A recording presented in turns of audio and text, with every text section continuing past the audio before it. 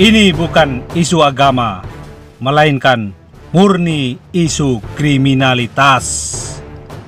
Kejahatan bisa terjadi karena adanya kesempatan. Kasus nih, modus ruqyah dijadikan kesempatan untuk berbuat cabul dan menipu.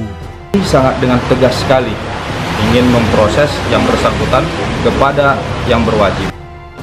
Pelakunya bukan dukun, tapi oknum yang kebetulan berstatus guru agama di sebuah sekolah ternama di Jakarta. Ia diduga mencabuli dan menipu jemaahnya dengan mengajak pergi untuk ruqyah ke sejumlah tempat.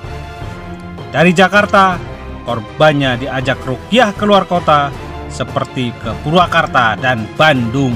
Ya, banyak itulah yang memang bisa melebihi daripada 5 memberikan pengajaran yang tidak benar kepada. Kini korban-korban mulai bermunculan dan akan mempolisikan oknum guru yang diduga berbuat cabul itu. Kemungkinan di sekolahnya pun juga banyak korban. Nah, oleh karena itu untuk menghambat korban ini melakukan tindak pidana asusila yang dijanjiin untuk dinikahin tapi tidak dinikahin, tetapi sudah dilakukan perbuatan asusila. Nah, hampir rata-rata korban itu janda maupun ada juga yang istri orang. Nah, ini yang menjadi satu keterlaluan bagi kita. Jadi tahu saya punya suami.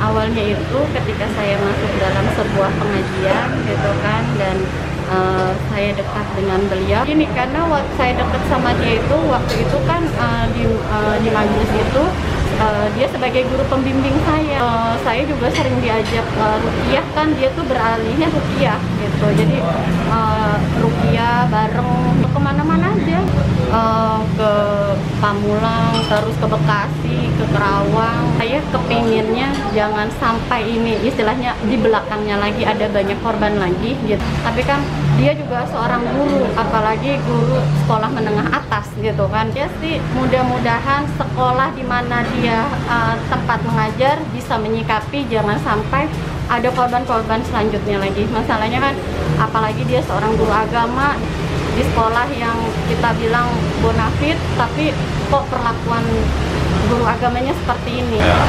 Nah, pelaku sudah punya keluarga.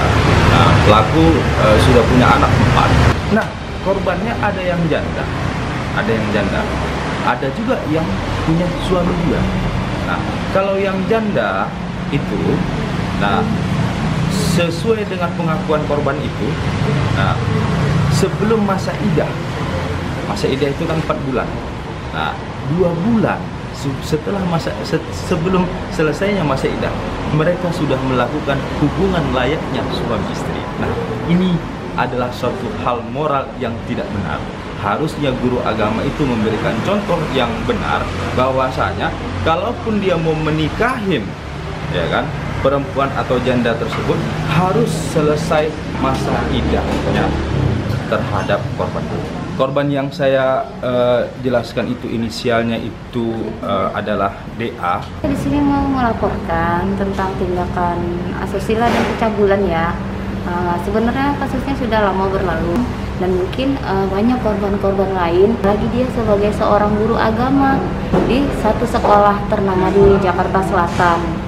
Ya, nah di sini saya hanya melaporkan tindakannya untuk supaya tidak berkelanjutan ke banyak orang lagi gitu. Dia mau menikahi saya dan mau meninggalkan istrinya seperti itu.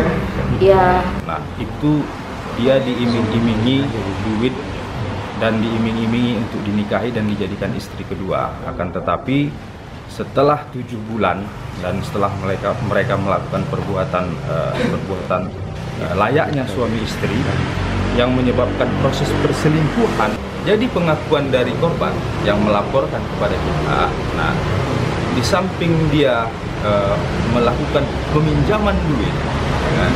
Lalu kemudian dia maksud juga dia lakukan perbuatan asusila, sehingga korban tersebut, ya kan, akhirnya karena ada perbuatan asusila tersebut, perempuan itu pun rela meminjamkan duit terus menerus kepada berkedok di balik guru agama itu banyak korban lagi, karena penipuan ini bukannya uang sedikit yang sama saya itu gitu.